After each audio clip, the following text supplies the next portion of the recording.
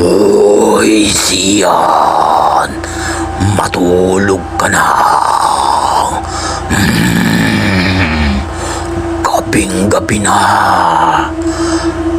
Ayaw mo pa ring tumigil sa paglalaro ng cellphone, Sian!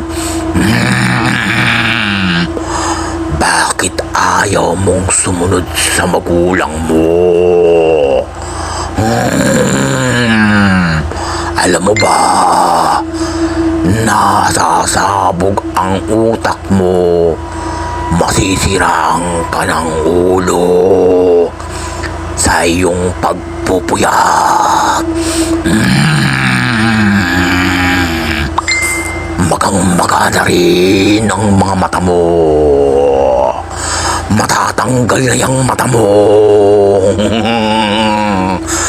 At alam mo ba, nahayaw ko at galit ako sa katulad mo, Sian, na pasaway. At alam mo ba na ang gagawin ko sa'yo?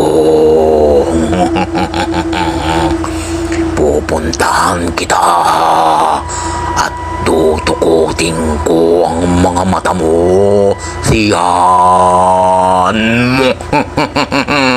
Kaya matulog ka na. Kung hindi, ay gagawin ko talaga sa iyo yan. Andyan ako. Hintayin mo ko. Hindi ako nagbibiro.